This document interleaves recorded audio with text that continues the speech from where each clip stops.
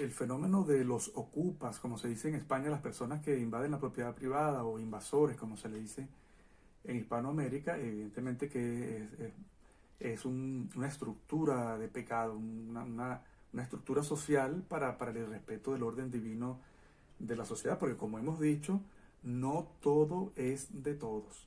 Solo los bienes creados por Dios son de todos y hay que tener a ellos un acceso ordenado con derecho de propiedad. Hay para todos, esto es importante, hay bienes para todos. Sí los hay, los bienes creados, los bienes que vienen del trabajo humano, creados por el hombre, o sea, los creados por Dios hay para todos, pero los creados por el hombre siempre van a ser insuficientes. Y es por eso que siempre va a haber escasez. Entonces, hay para todos es muy distinto a que todo es de todos. Todo no es de todos. De todos es lo que creó Dios. Y hay para todos, porque Dios lo hizo superabundante. Pero lo que hace el hombre es insuficiente, escaso por naturaleza, y no todo es de todo. Será del que lo haya producido, del que lo haya comprado o del que se lo hayan regalado. Tiene que haber un orden social, ¿verdad? Les pongo un ejemplo. Peces en el mar. Hay, claro que sí, siempre habrá abundantemente, pero granjas piscícolas escasas de los que se dedican a ello con su trabajo responsable, creativo. Te reitero, bienes creados hay para todos, bienes generados por el hombre son escasos por naturaleza. La ley de Dios, el decálogo, nos insta a no robar y a no codiciar los bienes ajenos. Así que en ello tenemos nosotros una dura lucha. Por eso es que el comunismo, estas ideologías nos odian tanto a los cristianos, porque somos la piedrita en el zapato anunciando y denunciando la verdad. El capitalismo también es pecaminoso, no solo el comunismo. Pasa que quizá yo como venezolano que he padecido más de cerca el comunismo, tengo a flor de piel todos los ejemplos, pero el capitalismo salvaje también es pecaminoso y muy bien lo dijo el Papa Juan Pablo II. No cualquier capitalismo, sino el capitalismo salvaje. ¿Por qué son pecaminosos? Porque son estructuras de pecado en relación con la propiedad privada. ¿Por qué decimos que son estructuras? Porque son un conjunto de leyes, de maneras de pensamiento que se traducen a la ley del Estado y que por lo tanto se obliga a las personas a actuar de esa manera. Se insta a una persona a que robe y a otra a que no pueda hacer nada para que la roben. Hay países en los que la policía ni siquiera puede meter preso al que está invadiendo una casa, invadiendo la propiedad privada, porque hay que protegerlo, pero al dueño que está afuera esperando que desocupen su casa no lo protege. Esas son estructuras de pecado. El sistema capitalista es pecaminoso porque tiene una ideología materialista y profundamente individualista. O sea, piensas en cada quien se encarga de lo suyo, a mí no me importa nadie. Podríamos decir que tiene la filosofía del lo mío es mío y solo debe ser útil a mi persona, para mí, para mi familia. ¿Cuál es la tentación inmanente del capitalismo? La tentación, el tener. ¿Recuerdan las tentaciones de Jesucristo en el desierto, después de los 40 días de oración? Bueno, una de ellas fue el tener. Yo te doy todos los bienes de la tierra. Bueno, el capitalismo tiene ese pecado inmanente, el tener. Esa tentación inmanente, el tener, acumular. ¿Y cuál sería el pecado esencial del capitalismo? El egoísmo, el no pensar en el otro, no tener caridad, solidaridad, empatía. Lo mío es mío y no me importa a nadie. La avaricia. La avaricia y el egoísmo son los pecados esenciales del capitalismo. Ahora, ¿qué hay del socialismo? ¿Qué hay del comunismo? Que son lo mismo, simplemente uno un grado más avanzado que en otro. Pues ellos tienen la filosofía de lo tuyo es mío. Lo tuyo es mío, porque como todo es de todos, lo tuyo es mío. Y como lo tuyo es mío, yo dispongo de ello libremente. Eso es lo que tienen ellos como ideología. Y que cristianamente eso se llama robo, se llama robar y respetar la ley de Dios y respetar la propiedad privada. ¿Cuál es la tentación inmanente del socialismo? Así como el capitalismo es el tener, acumular, tener, en el socialismo es el poder, es dominar al hombre. Yo te domino a ti, yo domino a todo el mundo. y como yo los domino, le quito a este, le doy a otro y lo reparto como yo quiera. Entonces, los socialistas, los líderes socialistas, su tentación es el poder. Ellos, aunque hay excepciones que lo que buscan es dinero, que se lo hay en todos los políticos, hasta dentro de la iglesia tenemos, que busquen el tener, su tentación inmanente es el poder. Ellos quieren dominar. Por eso es que hacen estados totalitaristas, que lo dominan todo porque tienen ansias de poder. ¿Y cuál es su pecado esencial del socialismo? La envidia y el robo, así como el egoísmo y la avaricia son en el capitalismo. Acá en el socialismo son la envidia y el robo, y eso es lo que los lleva a cometer tantas fechorías. ¿Cuál sería una visión cristiana de estas cosas? Está por un lado el socialismo, el capitalismo, por otro lado. Nosotros tendríamos el humanismo integral y solidario. Humanismo integral y solidario, que es la propuesta que nos hace la doctrina social de la Iglesia. Este pensamiento, esta doctrina, no tiene carácter ideológico. La doctrina social de la Iglesia no es una ideología porque no persigue tomar el poder. No es ni individualista ni colectivista. Es personalista. Pone al hombre, a la persona humana y su dignidad por encima de cualquier otra cosa. Entonces, desde esta perspectiva, podríamos decir que lo mío es mío y de mi familia, sin duda que sí, pero puede estar a tu servicio en determinados casos, no siempre, porque si no, no garantizo la seguridad de mi familia con sus bienes y que necesitamos para la subsistencia. Entonces lo mío es mío y de mi familia, pero puede estar a tu servicio en determinados casos, cuando lo necesitas realmente de manera justificada. Tú no puedes disponer libremente de mis bienes, ni yo de los tuyos. Yo respeto tus bienes y tú respetas los míos. Ese es el orden divino de la sociedad, ese es el orden social donde se ama y se da y donde también se respeta lo de cada quien. ¿Cuáles son las virtudes del humanismo integral y solidario que nos propone la doctrina social de la Iglesia? Las virtudes de la caridad, la solidaridad, la responsabilidad y la libertad, lo cual nos lleva a trabajar, a ser productivos, responsables, ahorrativos, a ayudar al que necesita, pero también nos hace tener derecho a no dejarnos robar, a no dejarnos arrebatar lo que hemos generado con tanto esfuerzo, porque no es justo y Dios no lo ve bien así.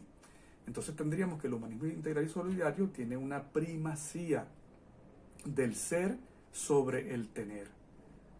Una primacía de la dignidad de la persona humana porque es hijo de Dios, porque es imagen y semejanza de Dios, porque es nuestro hermano. Una primacía del ser sobre el tener y del servir sobre el poder. El servir sobre el poder. No asumir el poder para dominar, sino asumir el poder para servir. Como decía nuestro Señor Jesucristo, el que quiera ser gobernante de una nación, que se haga servidor de su pueblo. Volviendo sobre el tema del destino universal de los bienes, la propiedad privada y otros derechos reales, es decir, otros derechos sobre los bienes materiales, están subordinados al destino universal de los bienes. Esto significa que hay una instrumentalidad, ¿verdad?, del derecho de propiedad, en el sentido de que opera para que cada quien tenga una parte de los bienes que ha creado Dios y de que pueda acceder a los bienes que ha creado el hombre de manera justa. Hay que concebirlo, la propiedad privada, dentro del principio de bien común y del valor de la caridad y también de la justicia social. Vamos a referirnos ahora a la accesibilidad y el acceso a la propiedad en la doctrina social de la Iglesia. Hay una accesibilidad mediante la igualdad de oportunidades. Esto es importantísimo. Debe haber una accesibilidad.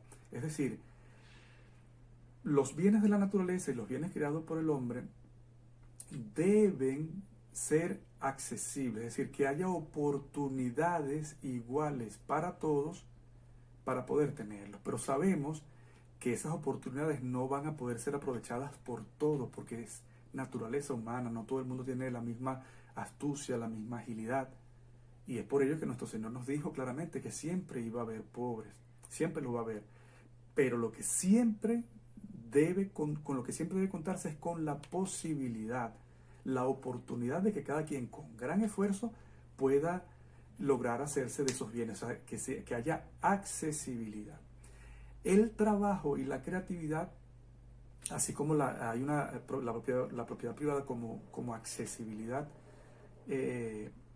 a los bienes, también lo son el trabajo y la creatividad. El trabajo y la creatividad son medios idóneos y comunes, los tenemos todos para el acceso a los bienes. Cada quien inventa, la señora que sabe hacer bien la torta, que tiene una receta para hacer un buen pastel, o así una piñata, una persona que es bueno dibujando.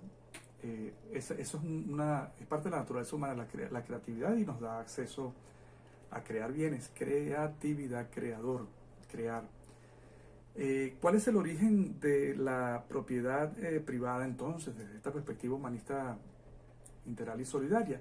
El trabajo. Con el trabajo el hombre se hace de su parte del pastel. La inteligencia. El hombre no solamente trabaja como un buey que va arando el terreno, no. El hombre trabaja porque tiene la razón puesta allí. Tiene la inteligencia que le dice cómo hacerlo y ponerlo en práctica. Y la creatividad, es decir, entre el trabajo, la inteligencia y la creatividad, es con lo que el hombre genera bienes y genera propiedad privada. ¿Cuál es la finalidad de la propiedad privada? Una finalidad de aseguramiento, de que cada quien tenga una zona, al menos una pequeña zona, absolutamente necesaria, provista de bienes y de servicios para la autonomía personal y familiar. A la postre, para la libertad. O sea, la finalidad de la propiedad es garantizarle a cada quien un margen de bienestar, y ese margen de bienestar para vivirlo con libertad. O sea, es como que si todos vamos a vivir en el fondo del océano. Bueno, la propiedad privada es ese derecho que tú tienes a tu bombona de oxígeno para poder subsistir allí, y que nadie te la puede arrebatar, porque te estaría quitando la subsistencia. Tú puedes que dejes un poco de oxígeno a alguien que lo necesite en un momento, pero el oxígeno lo necesitas para ti y para tu familia. Y como las 10 vírgenes del Evangelio, cada quien debe tener su bombona poniéndole oxígeno. El que no lo hizo que lo tuvo impedido porque no pudo hacerlo, allí donde opera la caridad y la solidaridad, debemos hacerlo. ¿Qué utilidad tiene la propiedad privada? Entre otras, pues estimula el ejercicio del mandato genético. Cuando Dios nos dice que dominemos, henchir y dominar la tierra, pues la propiedad privada nos estimula a ello, porque nos dice que si nosotros tenemos un bien, con ese bien podemos producir mayor cantidad de productos, valga la redundancia, son lo que se llaman bienes de producción. Y también la responsabilidad personal. O sea, el ser humano tiene que ser responsable de sí mismo, no puede ser una carga para los demás, al menos no de manera intencional. Si el ser humano, si la persona humana, si una persona X es una carga para los demás, eso no está mal en sí mismo, porque el ser humano es débil, frágil y necesita la sociedad. Puede ser un anciano, una persona pobre, una persona lisiada, impedida, y nosotros lo vamos a amar y lo vamos a asumir en la comunidad. Eso es lo moral. Pero también es inmoral cuando una persona en pleno uso de sus facultades, con toda su potencialidad en su juventud, se achacan a que los demás los mantengan, que es como estas estructuras de pecado que hemos hablado, que el Estado, bueno, da subvenciones a todas las mujeres, bueno, porque están desempleadas. Está bien, tú puedes estar desempleado, pero ¿por qué estás desempleado? ¿Cuánto tiempo estás desempleado? Te han ofrecido un trabajo y no lo has aceptado, que me consta que hay personas en esta situación. Entonces, cada quien tiene que responder por sí mismo. Si no responderle a Dios porque no crees en Él, al menos responder ante sí mismo de su subsistencia. Y solo cuando esa persona no tiene cómo hacerlo, es cuando los demás tenemos el deber moral de ayudarlo. La caridad también tiene un elemento racional. racional. Si yo tengo un pan que es para mis hijos y hay una persona que necesita pan, pero esa persona no tiene pan porque no quiso ir a comprarlo, porque no lo trabajó, porque no quiere cumplir su responsabilidad, yo sí cumplir la mía, yo no puedo quitarle el pan a mis hijos para dárselo a esa persona. Distinto es si la persona realmente está en el lecho de muerte, está famélica y necesita el pan, y entonces yo en ese momento puedo sacrificar un poco y dárselo. Eso es caridad, eso es amor, eso es solidaridad, pero con responsabilidad. Ya para ir finalizando con el destino universal de los bienes, es bueno ir concluyendo que la propiedad privada y otras formas de dominio privado, como por ejemplo cuando se tiene algo por arrendamiento, que se tiene derecho a usar ese bien aunque no sea propio, aseguran a cada persona una zona absolutamente necesaria para la autonomía personal y familiar. Es lo que les decía. Antropológicamente el hombre necesita, naturalmente, ontológicamente, un conjunto de bienes para garantizar su seguridad personal y la de su familia. Necesita una choza para que no se lo coman los leones en medio de la selva. Por eso tiene ese derecho a la propiedad de la choza. Y este derecho debe ser considerado como ampliación de la libertad humana. El hombre para ser libre necesita no depender de los demás, y para no depender de los demás, esto implica que uno debe tener un mínimo de suficiencia de bienes que le garanticen esa seguridad. La doctrina social de la Iglesia postula que la propiedad de los bienes sea accesible a todos por igual, accesible. Recuerden, que haya oportunidad para todos, de manera que todos se conviertan, al menos en una cierta medida, en propietarios. El deber ser, lo que Dios quiere es que haya propiedad privada. Por eso es que están los 10 mandamientos. Eso es lo correcto. Y excluye el recurso a formas de posesión indivisa de la propiedad. Posesión indivisa es que no está dividida, o sea, la propiedad colectiva, el colectivismo, el comunismo. O sea, eso de que las cosas sean de todos no está bien, salvo las que son creadas por Dios, a las que tenemos acceso todos. Pero evidentemente que un país tendrá como suyo el mar que le rodea. Evidentemente que cada quien tendrá una parcela de terreno. O sea, Dios lo destina para todos y por la propiedad tenemos acceso. El hombre siempre va a necesitar una parcela, me refiero a parcelas no solo de terreno, sino de bienes para asegurar esa subsistencia, una mejor calidad de vida a la que tenemos derecho todos. La tradición cristiana, esto es importante, la tradición cristiana nunca ha aceptado el derecho a la propiedad privada como un derecho absoluto, o sea, como un derecho intocable. Nunca. La propiedad privada siempre ha sido concebida como un instrumento, recuerden, un instrumento para acceder a los bienes, para yo garantizar mi vida y la de mi familia, mi seguridad, pero como un instrumento, no como un fin. ¿Vale? Entonces, la propiedad privada va a ser siempre un instrumento, no un fin en sí mismo, y por lo tanto no es un derecho absoluto. Siempre va a ser posible que la comunidad o alguien acceda a él por el bien común, pero respetándose siempre las leyes, respetándose el derecho natural, el no arrebatar, el no robar, el indemnizar. Bueno, hasta aquí ya hemos concluido, como pueden ver, bastante larga esta lección dedicada al principio del destino universal de los bienes, porque considero que es sumamente pertinente por la situación que estamos viviendo en nuestros países. Abrazos y bendiciones a todos.